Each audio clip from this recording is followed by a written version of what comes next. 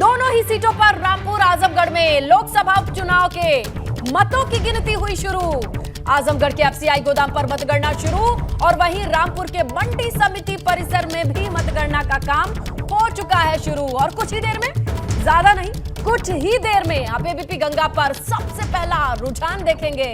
आजमगढ़ में भाजपा के दिनेश लाल यादव निरहुआ की किस्मत हो या सपा के धर्मेंद्र यादव की किस्मत, और इसके साथ गुड्डू जमाली जो त्रिकोणी संघर्ष कर रहे हैं, मुकाबला कितना दिलचस्प रहा ये देखा। बात नतीजों की होगी क्योंकि रुझान आने शुरू हो जाएंगे। सबसे तेज, सबसे सटीक रुझान आपको एबीपी गंगा पर मिलेंगे लगातार। और देखिए, अब गिनती हो चुकी है शुरू।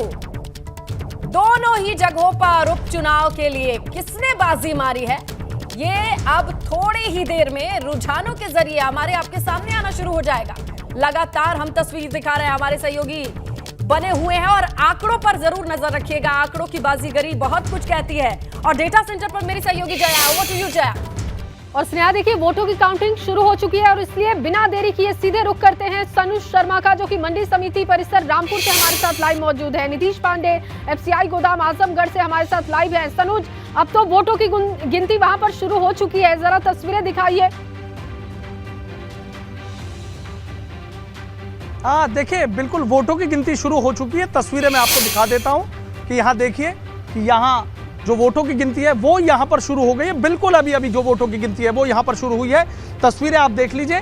जो 5 विधानसभा हैं, 5 विधानसभा के लिए अलग अलग जो काउंटर्स हैं वो बनाए गए हैं और 14 जो टेबल्स हैं वो यहाँ पर लगाई गई हैं। आप देखिए कि यहाँ सबसे पहले जो पोस्टल बैलेट है उनकी गिनती होगी और उसके बाद जो ईवीएम है, ईवीएम से ये निकल कर आएगा कि साइकिल दौड़ेगी या कमल खिलेगा। तमाम ऐसी चीजें हैं जिनकी तस्वीर धीरे धीरे साफ होना शुरू हो जाएगी। रामपुर के रण पर पूरे देश की नजरें टिकी हुई हैं। चूंकि आजम खां का ये गढ़ कहा जाता है, तो आजम खां क्या अपना गढ़ बचा पाएंगे या फिर यहाँ पर बीजेपी कमल खिला पाएगी। ये तमाम जो कयास हैं वो लगाए जा रहे हैं कि कौन जीतेगा, कौन हारेगा, कौन यहाँ का राजा बनेगा, रणभूमि में कौन जीतेगा, यहाँ का रण कौन जीतेगा। दावे सबने किए थे, लेकिन उन दावों का जो असली रिजल्ट है वो यहाँ पर आने वाला है। और यहाँ पर जो मतगणना आप देखिए कि वो शुरू हो चुकी है।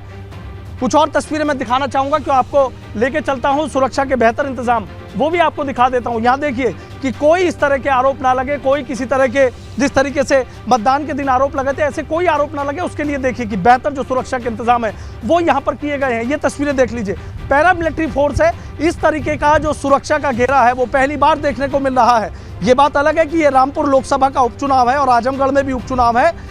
शायद इस तरह की जो सुरक्षा घेरा है वो मतगणना में कभी देखने को नहीं मिलता। शायद जिस तरह के आरोप मतदान के दौरान लगे तो उन आरोपों से बचने के लिए इस तरीके से यहाँ पर किया गया है। ये देखिए, अनाउंसमेंट भी यहाँ पर शुरू हो गया है। और दूसरा ये कि देखिए हवा भी चल रही है। अब ये सियासी हवा किधर चलेगी, देखिए धीरे धीरे जो हवा है 3 स्तर में जो कि देखी जा सकती है। कोई चूक, कोई कमी ना हो, इस पर निगाहें बनाए हुए तमाम अधिकारी बने हुए हैं। लेकिन हम रुक करते हैं आजमगढ़ का। क्या तस्वीरें हैं, अब तो गिनती की शुरुआत, रुझानों की उम्मीद कब तक करेंगे नीतीश? अब से 5 मिनट बाद जो रुझान है वो आने लगेंगे। वो जो मतों की गणना है वो शुरू हो चुकी है। तस्वीरें आपके सामने, और आप देखिए यहाँ पर जो बाहर गेट की सुरक्षा है वो हम आपको दिखा रहे हैं। और इस गेट के ठीक बाद जो बिल्डिंग आपको सामने दिखाई दे रही है वहाँ पर मतगणना की जा रही है। तो मतगणना शुरू हो चुकी है। 5 विधानसभाओं की एक साथ मतगणना शुरू हुई है और अब 5 मिनट के बाद एबीपी गंगा ये रुझान बताने लगेगा कि आखिर कौन किससे आगे और अभी तक की स्थिति क्या है। अभी की आपको बता दूं कि यहाँ पर मतगणना शुरू हो चुकी है आजमगढ़ में और 5 विधानसभाओं की मतगणना एक साथ की जा रही है। लता, बिल्कुल, तो पांचों ही विधानसभाओं पर नजर रहेगी, हर एक टेबल पर नजर रहेगी और यहां से आने वाले हर एक रुझान को हम भांपते रहेंगे। सनुज, आपके पास क्या इनपुट है, कब तक रुझानों की उम्मीद करें?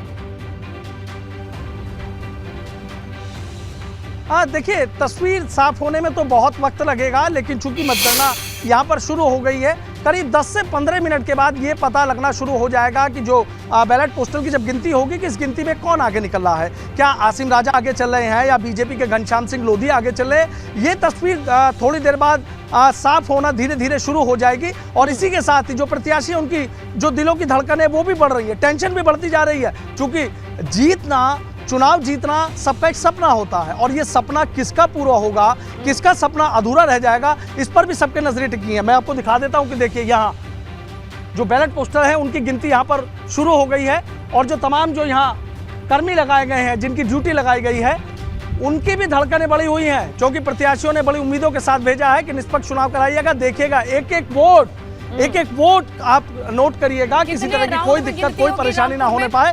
तो इन लोगों के चेहरे जरूर देखिए, हर टेबल के लिए जो अलग अलग राउंड है, चाहे, और सबसे ज्यादा अगर राउंड की मैं बात कर लेता हूं तो सबसे ज्यादा जो राउंड है वो 32 राउंड रामपुर विधानसभा में है। यदि मिलाकर उनकी बात करें तो 27 राउंड है, लेकिन रामपुर विधानसभा में 32 राउंड है। 32 राउंड में कौन आगे निकलेगा? ये कहा जाता है कि अगर थोड़ी बहुत कमी आगे पीछे कहीं किसी विधानसभा से रह जाती है तो रामपुर विधानसभा उसको पूरा कर देती है। लेकिन चूंकि इस बार जो वोटिंग प्रतिशत है वो बेहद कम रहा, ऐसे में सवाल ये उठ जाता है कि जीत हार का अंतर ऐसा भी हो सकता है कि बहुत ज्यादा से जीते कोई, और ऐसा भी हो सकता है कि आमने सामने कांटे की टक्कर और जीत का अंतर बेहद कम भी रह सकता है। पिछली बार की अगर हम बात करें कि 2019 में जो लोकसभा चुनाव हुए काउंटिंग शुरू हो चुकी है, तस्वीरें हम आपके जरिए देख भी पा रहे हैं, लेकिन अब जो प्रत्याशी है वो भी दावे कर रहे हैं, तो एक बार उनके दावे सुन लेते हैं। आप बने रहिएगा, नीतीश आप भी बने रहिएगा, सनुज आप भी बने रहिएगा हमारे साथ। बिल्कुल। और मतों की गिनती शुरू होने से पहले रामपुर के सपा प्रत्याशी आसिम राजा ने बात की है, हमारे सहयोगी से सनुज से बात कही है, और उन्होंने क्या क्या कहा है, सुनिए आप। मतदान को तो प्रभावित किया गया ना, मतदान कम कराया गया एक विशेष समुदाय के क्षेत्र में, पुलिस ने टारगेट किया, और ख़ास तरीके से जो समाजवादी समर्थक क्षेत्र हैं वहाँ 4 जिलों की पुलिस लगाकर और एक तरीके से पुलिस ने बूथ कैप्चरिंग की है। लोगों को वोट डालने ही नहीं दिया गया, लोगों के मताधिकार को छीन लिया गया, इसलिए में कम मतदान कम हो। अच्छा, लेकिन जीत को लेकर आश्वस्त? हाँ बिल्कुल बिल्कुल बिल्कुल, इंशाल्लाह। अच्छा, लेकिन जिस तरीके से बीजेपी ने पूरी घेराबंदी करी थी, चाहे मुख्यमंत्री की बात हो, मुख्यमंत्री की बात हो, तमाम कैबिनेट मंत्री की बात हो, सियासत के भंवर में साइकिल को फंसाने की तो पूरी कोशिश करी गई, तो आपको लगता है कि तमाम कांटे बिछाएगा, इनको पछाड़ कर आप सीधे दिल्ली पहुंच जाएंगे आसानी? वो मुखालिफ करता है, उसका काम है कोशिशें करना। उन्होंने अपनी कोशिशें की, हमने अपनी कोशिशें की। ये तो इलेक्शन में यही होता है कि जो आमने सामने होते हैं वो अपनी अपनी कोशिशें करते हैं, लेकिन हमें पूरी उम्मीद है और आश्वस्त हैं कि हम ये सफर तय कर लेंगे, मंजिल तक पहुंचेंगे। अच्छा, मंजिल तक पहुंचेंगे। कितना भरोसा किस उससे है कि भाई, जैसे आप इस बात को कह रहे हैं कि वोटिंग प्रतिशत भले ही कम रहा हो, लेकिन आप आश्वस्त हैं कि मंजिल तक पहुंचेंगे, कोई रुकावट, कोई दिक्कत नहीं है? ये भरोसा है 40-42 साल की आजम खान साहब की रामपुर में सेवाओं का, और हम निरंतर इलेक्शन जीतते आ रहे हैं। पोलिंग कम हुआ जब, पोलिंग ज़्यादा हुआ जब। अभी विधानसभा का चुनाव हुआ, उसमें पोलिंग अच्छा हुआ तो हम बड़े मार्जिन से जीते। 2019 में असेंबली का बाई इलेक्शन हुआ शहर में, पोलिंग कम हुआ लेकिन हम कम मार्जिन से जीते। उससे पहले आजम खान साहब लोकसभा का इलेक्शन लड़े, पोलिंग औसत हुआ, हम 1 लाख से ज़्यादा वोटों से जीते। तो पोलिंग कम हो या ज़्यादा हो, लेकिन रामपुर की जनता वोट तो आजम खान साहब को देती है। कहीं ना कहीं आप मानते हैं कि भाई आपकी तो अग्नि परीक्षा है ही, लेकिन कहीं ना कहीं वजूद की और सियासत की एक बड़ी जंग कहा जाए तो आजम खान साहब के लिए है कि उनका कद और वजूद तय होगा कि वो हवाओं का रुख रामपुर का पलट पाते। देखिए, आजम खान साहब का कद बहुत बड़ा है, उनकी 40 साल की राजनीति है, 10 बार विधायक रहे हैं खुद, 1 बार लोकसभा जीते हैं, राज्यसभा रहे हैं, 4 बार कैबिनेट मंत्री रहे। कोई एक इलेक्शन किसी का कद ऊंचा नीचा नहीं करता है, वो उनका अपना एक राजनीतिक कद है, 40 साल का उनकी सेवाएं हैं, वो अपनी जगह है, लेकिन रिजल्ट इंशाल्लाह उनके हक में आएगा और मजबूती मिलेगी। तो आसिम राजा कॉन्फिडेंट दिख रहे हैं और बड़े करीबी माने जाते हैं आजम के। ऐसे में देखना होगा कि कुछ ही देर बाद जब रुझान आएंगे तो उनके पक्ष में जाते हैं या फिर नहीं, इसके लिए आपको निगाहें बना करके रखनी होगी। और लगातार इस बड़ी कवरेज में हम आप तक हर एक पल की जानकारी दे रहे हैं। ये जो टैली आप देख रहे हैं बहुत जल्द बदल जाएगी, इस पर निगाहें टिका करके रखिएगा। बिल्कुल। और देखिए, लगातार ग्राउंड से भी तस्वीरें दिखा रहे हैं, लगभग 8 मिनट का वक्त बीत चुका है। नीतीश, क्या कुछ अपडेट मिल पा रहा है आजमगढ़ से? देखिए, अपडेट में प्राथमिक अपडेट मैं बता दूं कि मतों की गणना यहां पर जारी है, और पहला जो अपडेट आपको बता दे रहा हूं कि अभी का अपडेट ये है कि धर्मेंद्र यादव आगे चल रहे हैं। जिस तरह से 5 विधानसभाओं की मतगणना शुरू हुई है, 5 विधानसभाओं की मतगणना का पहला अपडेट ये है कि धर्मेंद्र यादव आगे चल रहे हैं। अगर बात करें तो दूसरे नंबर पर बीजेपी के दूसरे नंबर पर होने की सूचना है। और जैसा कि धर्मेंद्र यादव कुछ देर पहले हम लोगों को बता रहे थे कि जो भी मतदाता हैं उनके पक्ष में गए हैं, लेकिन अभी तक का जो रुझान है वो ये कह रहा है कि धर्मेंद्र यादव आगे चल रहे हैं। जी और बड़ी खबर धर्मेंद्र यादव के आगे चलने की दे रहे हैं हमारे सहयोगी नीतीश। और देखिए इस वक्त हम आपको ये बताएं कि एक तरह से ये पहला रुझान हो सकता है आजमगढ़ से, जहां धर्मेंद्र यादव के आगे चलने की खबर हमारे सहयोगी नीतीश दे रहे हैं। पल पल की अपडेट के लिए एबीपी गंगा पर हम आपको लगातार इन दोनों सीटों का हाल बताएंगे, अंदरूनी खबर बताएंगे। और अंदरूनी खबर ये कह रही है कि अभी धर्मेंद्र यादव के पक्ष में शुरुआत अच्छी दिखाई दे रही है। नीतीश, यही कहा जा सकता है इस वक्त हमारे सहयोगी नीतीश से बड़ी जानकारी मिली है। धर्मेंद्र यादव के लिए आगाज अच्छा दिखाई दे रहा है। दूसरे नंबर पर दिनेश लाल यादव निरहुआ, लेकिन धर्मेंद्र यादव के लिए शुरुआत शुभ दिख रही है क्योंकि बढ़त की खबर आ रही है। देखिए धर्मेंद्र यादव के लिए अच्छी खबर आ रही है। आगाज धर्मेंद्र यादव के लिए आजमगढ़ से बढ़िया दिखाई दे रहा है। रुझानों की हम बात कर रहे हैं। अंदर से आ रही खबर ये इशारा करती है कि धर्मेंद्र यादव के लिए आजमगढ़ की ये लड़ाई आगाज अच्छा है धर्मेंद्र यादव के लिए। समाजवादी पार्टी के कैंडिडेट धर्मेंद्र यादव के लिए उनके बढ़त की खबर के साथ काउंटिंग शुरू हुई है। इस वक्त की बड़ी खबर,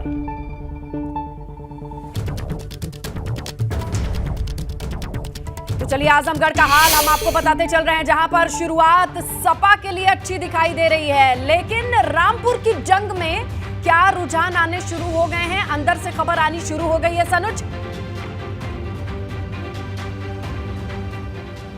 हाँ देखिए अभी हमारी बात हुई है, करीब 10 से 15 मिनट का वक्त लगेगा और उसके बाद जो पहला रुझान है वो आना शुरू हो जाएगा कि जो बैलेट पोस्टल की गिनती हुई है आखिर उस गिनती में कौन आगे चल रहा है। अभी चूंकि काउंटिंग शुरू हुई है तो अभी सब जगह से आंकड़ा इकट्ठा किया जा रहा है और 10 से 15 मिनट के बीच अभी हमारी यहाँ पर बात हुई थी अधिकारियों से, उनका कहना है कि 10 से 15 मिनट के भीतर ये तस्वीर साफ हो जाएगी कि बैलेट पोस्टल की गिनती में कौन आगे है और कौन पीछे चल रहा है।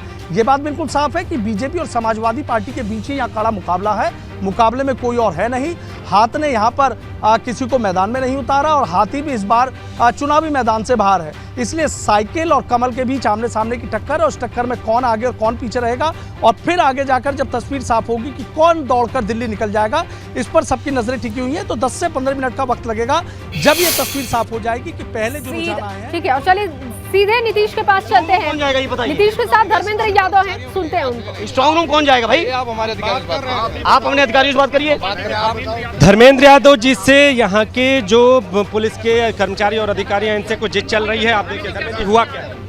अरे भाई स्ट्रांग रूम खुल रहा है, उम्मीदवार को नहीं जाने दे रहे, क्या षड्यंत्र है आपका? कोई षड्यंत्र नहीं है, कोई षड्यंत्र नहीं है। हम जो रो बनी हुई है, कैंडिडेट तो जा सकते, रो बनी हुई है, ये रो बनी है। अरे मिलाइए टीएम कप्तान को फोन, मिलाइए फोन, मिलाइए फोन अपने टीएम कप्तान को। क्या व्यवस्था दी है? अभी क्या आपको रोका गया? समाजवादी है, बर्दाश्त नहीं करेंगे, गलतफहमी ना रहना। मिलाइए टीएम। आप बताइए हुआ क्या है? क्या भाई कैंडिडेट हैं, मैं जाऊंगा कि नहीं जाऊंगा तय करो। जाने क्यों नहीं जाएंगे? स्ट्रांग रूम कौन देखेगा? कैंडिडेट नहीं जाएगा तो कौन बात करेगा? ये बताए ना कर्मचारी। अरे एडीएम बताए ना, मैं स्ट्रांग रूम जाऊंगा। नहीं आप जाऊंगा, नहीं आपके वकील साहब देखे। अरे मैं नहीं जा सकता कैंडिडेट। कैंडिडेट जा सकता है? कैंडिडेट नहीं जाएगा, कैंडिडेट नहीं जाएगा। दावत करते हो? किस कानून से आए हो तुम? पहली बार चुनाव नहीं लड़ रहा हूँ, 5वां चुनाव लड़ रहा हूँ। कैंडिडेट कहाँ जाएगा? कैंडिडेट 47 नहीं, स्ट्रांग रूम कैसे जाएगा कैंडिडेट? घोटाला करना चाहते हो? क्यों नहीं करेंगे? क्यों नहीं करेंगे? नहीं आप ऐसे नहीं बात कर सकते। नहीं आप ऐसे नहीं बात कर सकते, बिल्कुल नहीं बात कर सकते। यहाँ पे माहौल गर्म होता हुआ दिखाई दे रहा है। स्नेहलता आप देखिए यहाँ पर सपा प्रत्याशी धर्मेंद्र यादव और बाहर इनका ये कहना है कि मैं स्ट्रांग रूम तक मैं भी जाऊँ। क्यों नहीं जाएगा कैंडिडेट? स्ट्रांग रूम क्यों नहीं जाएगा? किसी नहीं जाएगा। नियम बताइए ना मुझे, आप नियम बताइए मुझे। अरे मैं खुद कैंडिडेट हूँ यार। हम लोग कैंडिडेट हैं, हम लोग कैंडिडेट हैं। आप बात करिए अपने डीएम से। बेईमानी कराने के मूड में बेईमानी करना चाहते हो? मशीन बदलना चाहते हो? अंदर ये बताइए, हम अंदर मशीन बदलना चाहते हो? हैं, हम लोग नहीं जाएंगे तो जाएगा कौन वहाँ? ये लोग बेईमानी कराने के मूड में मशीन बदलना चाहते हो अंदर से? हम पार्टी के राष्ट्रीय अध्यक्ष भी हैं, हम जाएंगे स्ट्रांग रूम। भाई स्ट्रॉन्ग रूम कैंडिडेट कैसे नहीं जा सकते, किसी दिन से नहीं जाएगा। बेईमानी कराने के मूड में चल रहे हैं लोग, बेईमानी कराएंगे हवाने के मूड में। क्या हम छोड़ जाएं काउंटिंग? हम काउंटिंग छोड़ चले जाएं, गिन दो। हम लोग कैंडिडेट भाई कैंडिडेट तो स्ट्रॉन्ग रूम जाएगा कि नहीं जाएगा, यस नो? हम लोग कैंडिडेट हैं, हम लोग स्ट्रांग रूम जाएंगे। आपने डायरेक्शन करी है, वहाँ मशीनें बदली जा रही है, अंदर अंदर मशीनें बदलने की अंदर मशीनें बदली अंदर जा रही है, अंदर मशीनें बदलने की कर रहा है। बड़े आरोप चुनाव हराया जा रहा है, मशीन बदली जा रही है। कैंडिडेट अंदर स्ट्रॉन्ग रूम में क्यों नहीं जाएगा? आप क्यों नहीं पूछे? पहले डायरेक्शन लीजिए। सबसे बड़ी बात है कि केवल रोकने में नहीं खड़े हो। सेलफोन भी जमा करवा दिए, हम लोग बात करें तो किससे करें? और ये बताइए स्ट्रांग इनको रूम समझाइए, जाएंगे तो जाएगा, इनको समझाइए। अंदर घोटाला करने के लिए बैठे हो, कोई घोटाला बर्दाश्त नहीं करेंगे। ये आजमगढ़ है, चलिए ये क्यों रोक रहे थे? पूछो से क्यों रोक रहे थे? क्यों रोक रहे थे? क्यों स्ट्रॉन्ग रूम बदलने के लिए जाता? स्ट्रांग रूम बदलने के लिए जाता? मशीनें बदलना चाहते हो? स्ट्रांग रूम बना किसके लिए? गाड़ी पहले क्यों डायरेक्शन दिए? तो धर्मेंद्र यादव बड़े आक्रोश में हैं क्योंकि स्ट्रांग रूम जाने से रोका गया है, लेकिन अधिकारी इस वक्त मान मनौवल में लगे हुए हैं कि उनको भीतर लेकर के जाना है, लेकिन निर्देश का पालन कर रहे हैं प्रशासन की ओर से, कहना है कर्मचारी। लेकिन इसी बीच तीखी बहस की देखिए, तस्वीरें। धर्मेंद्र यादव को अंदर ले जाया गया प्रशासनिक टीम द्वारा, और जब वो यहाँ पर पहुंचे थे तो उन्हें यहाँ पर जो सुरक्षाकर्मी हैं उन्होंने रोक दिया था, और जिसकी उन्होंने आपत्ति जताई थी। उनका साफ तौर पर यह कहना है कि मैं भी स्ट्रांग रूम तक पहुंचूंगा, और जो प्रशासनिक अमला है उनका ये कहना था कि आपके अधिवक्ता ने स्ट्रांग रूम को खुलते हुए देखा है, लेकिन उनका साफ तौर पे कहना है कि मैं भी देखूंगा स्ट्रांग रूम जो खुल रहे हैं उनके पास मैं भी जाकर पूरी तरह से चीज़ों को तस्दीक करूंगा। लेकिन कुछ देर तक प्रशासनिक जिद चली, उसके बाद अधिकारी आए, बातचीत हुई और धर्मेंद्र यादव को अंदर ले जाया गया है। तो थोड़ी देर के लिए माहौल गर्म, और फिर उसके बाद अभी धर्मेंद्र यादव जो मतगणना स्थल है उसके भीतर जा चुके हैं। जी कंफ्यूजन कहाँ हो गई? ये बहस की नौबत सवाल एक क्यों बार आई? और दोहरा दे। देखिए, कंफ्यूजन इसलिए हुआ कि जब धर्मेंद्र यादव एक बार वापस आकर फिर से मतगणना स्थल की ओर जाने का प्रयास कर रहे थे, तो उसी दौरान यहाँ के सुरक्षा कर्मियों ने उन्हें अंदर जाने से रोक दिया। उनका ये कहना था कि प्रत्याशी को अंदर जाने से नहीं रोक सकते आप, अब अगर हम स्ट्रांग रूम को देखना चाहते हैं, हम वहाँ तक जाना चाहते हैं, तो आप हमें रोकेंगे नहीं, आपका ऐसा कोई अधिकार नहीं है, जो धर्मेंद्र यादव का कहना है। लेकिन जो यहाँ पे जो पुलिस के अधिकारी थे, जो यहाँ के मतगणना कर्मी थे, उनका ये कहना था कि हम जब किसी अधिकारी से बातचीत कर लेंगे तभी उसके बाद अंदर जाने देंगे। बाद में जब अधिकारी यहाँ पहुँचे, धर्मेंद्र यादव से उन्होंने बातचीत की, तो फिर उन्हें मतगणना स्थल के भीतर ले जाया गया है। लेकिन आपको बता दूं कि धर्मेंद्र यादव से प्रशासनिक जिद के बाद समाजवादी पार्टी के कार्यकर्ताओं में रोष है, और अब देखना ये होगा। आप देखिए, मतगणना स्थल के भीतर यहाँ पे धर्मेंद्र यादव जा चुके हैं, बाहर पुलिस और प्रशासन का यहाँ पर जमौड़ा आपको दिखाई दे रहा है। लेकिन जिस तरह से जिद हुई, साफ तौर पे धर्मेंद्र यादव लगातार यहाँ पर जिस तरह से उनको रोका गया, कई गंभीर आरोप उन्होंने लगाए। उन्होंने कहा कि ये जो ईवीएम है उसको बदलने की साजिश चले, और जिस तरह से हमारा जो सवाल था यहाँ के जो जिला निर्वाचन अधिकारी जिलाधिकारी थे कि आपने सुरक्षा कैसी की, तो उन्होंने पारदर्शिता को पूरी तरह से बताया है। लेकिन अब ये देखना होगा कि जब धर्मेंद्र यादव अंदर पहुँचे हैं, उन्होंने स्ट्रांग रूम देखने की बात कही है, स्ट्रांग रूम देखते हैं तो उसके बाद वो किस तरह का संतोष जताते हैं, या आरोप प्रत्यारोप का दौर शुरू होता है। लेकिन अभी का अपडेट आपको बता दूं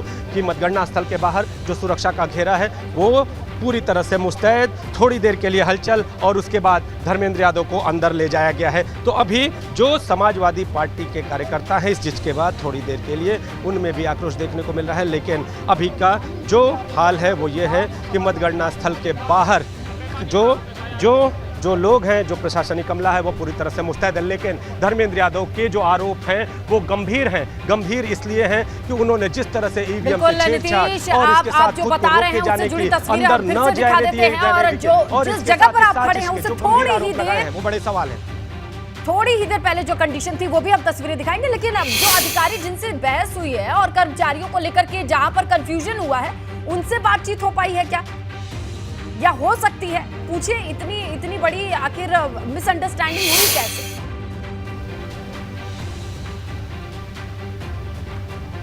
जी स्नेहलता, हम प्रयास करेंगे बातचीत करने का कि आखिर इस बीच में क्या हुआ, और इस पूरे जो कहे कि बीच में जो मिसअंडरस्टैंडिंग हुई है उसमें क्या है, वजह क्या रही, और आखिर जो उनको अंदर ले जाएगा, ये बीच के क्या मिसअंडरस्टैंडिंग, ये आप लोग क्यों रोका? आप लोग कहाँ रोका गया था? धर्मेंद्र यादव जी को क्यों रोक दिया गया? ऐसा क्यों बीच में? आपको जो बाइट लेना हो वो कप्तान साहब से बाइट ले लीजिएगा, ठीक? ये गैप की स्थिति क्यों आई? मतलब कहा गया कि यहाँ पर जिस तरह कैंडिडेट को क्यों रोका? कहाँ रोका गया कैंडिडेट को? यहाँ कैंडिडेट को बिना रोके भड़के वो। ये उसकी गैलरी है कर्मचारियों की, इसमें से कर्मचारी जा रहे थे, इधर से इन्होंने एंट्रेंस किया तो एक बार उसको जानकारी ले ली। 1-2 मिनट पूछने में लगता है टाइम। उनका जो आरोप था, आरोप गंभीर थे, आरोप गंभीर थे सर, आरोप गंभीर थे। आप भी नाराज हो सकते हैं, नाराज होने के लिए किसी के लिए वो नहीं है, लेकिन उनको यहाँ पे कैंडिडेट जाने के लिए वो जो कर्मचारी उनके लिए रास्ता बना हुआ है, इससे वो जाना चाह रहे थे। कैंडिडेट का अलग कोई रास्ता है क्या? ये इधर उनका है, इनके एजेंट का। तो कह रहे थे इधर से भी हम इधर से तो 1000 बार जाएगी, कोई रोका नहीं। जो ये आरोप है कि इस तरह से रोका जा रहा है, इसके पीछे साजिश है, इसके पीछे भाई वो कर्मचारी है ना, उनको एक बार क्लियर कर लेने दीजिए। 2 मिनट लगता है आदमी क्लियर नहीं। धर्मेंद्र यादव पहचाना नहीं, ये है कि उनको कर्मचारी के लिए अलाउड किया गया, तो वो 1 मिनट के लिए क्लियर तो कर ले किधर से जाना है ना। अच्छा, जो आरोप वो लगा रहे थे गंभीर के अंदर ईवीएम बदले जा रहे हैं, हमें जाने नहीं दिया जा रहा है, साजिश। कोई कुछ कहे उसके लिए कोई कह नहीं सकता ना, जो हो रहा निष्पक्ष हो रहा है, इसके लिए आप अधिकारियों से बयान ले सकते हैं। गिनती हो रही है जो वहाँ स्ट्रांग रूम सवाल रोका जा रहा है भाई। जबरी वाली बात कहलवाना चाहने तो अलग बात है। क्या कहना चाह रहे हैं? कोई कैंडिडेट को पहचान नहीं सका और निष्पक्षता पर भी सवाल उठाया है कि उनके साथ जो है इस तरीके का दुर्व्यवहार भी हो रहा है। और ईवीएम तो आप देखिए स्नेहलता, आप देखिए ये पीछे की तस्वीर हम आपको दिखाना चाह रहे हैं। इसी गेट से, इसी ये जो द्वार बना हुआ है, यहाँ से, यहीं से धर्मेंद्र यादव को ले जाएगा। सर फिर एक सवाल है कि आप कह रहे हैं इधर से जाने का नियम है, इधर से वो जाना चाहते हैं, लेकिन ले गए हैं इधर से ही आप। ये कर्मचारियों के लिए बना हुआ है, इधर वो जाके देखना चाह रहे हैं, उसके लिए जो यहाँ पे एक अधिकारी नियुक्त थे, उन्होंने 1 मिनट के लिए जानकारी करनी चाहिए कि यहाँ से जाएंगे या नहीं जाएंगे, बस इतनी सी बात है। 2 मिनट उसमें टाइम लगेगा ये अधिकारी से पूछने में। बाद में उन्होंने आदेश दिया कि जो कर्मचारियों वाले के बस इतनी सी बात है। तो आप सुन ली, ये जो अधिकारी हैं का पुलिस पता के, लगता इन्होंने है कि पूरी कोई बात भी को बात बताया अभी कि इतनी सी बात नहीं धर्मेंद्र रह यादव जो जाती उनका है। रास्ता बात बनाया आती गया है था जब उधर से सत्ता न की और जाकर काउंटिंग की, और इस तरीके से अगर रोकने की जैसे ही बात सामने आई, किस तरीके की बहस देखने मिली, वो नोक-झोंक देखने मिली, और इस दरमियान ही उन्होंने कम से कम 4-5 बार आरोप लगा ही दिया नीतीश। तो ये बड़ा मामला हो गया है। और अब जाकर के तस्वीरें एक बार फिर से दिखाइए कि शांतिपूर्ण तरीके से वो भीतर गए हैं काउंटिंग स्ट्रांग रूम में, जहां पर उन्हें जाना था। लेकिन 2 मिनट के लिए गहमा गहमी की जो तस्वीरें आई, जो 2 मिनट के बीच तीखी बहस हुई, और उस बीच धर्मेंद्र यादव ने बड़े आरोप भी लगा दिए। ये तमाम चीजें बहुत बड़े सियासी सरगर्मी का इशारा करती है, क्योंकि कोई भी छोटी चीज बड़ी होते यहाँ वक्त नहीं लगती। और देखिए, हर एक छोटी बड़ी अपडेट पर हमारी नजर लगातार बनी हुई है, और रुझान आजमगढ़ के जो पहले थे वो हमने आप तक रखे कि धर्मेंद्र यादव के लिए आगाज अच्छी बताई जा रही है आजमगढ़ से। रामपुर के लिए अभी भी थोड़ा इंतजार चल रहा है कि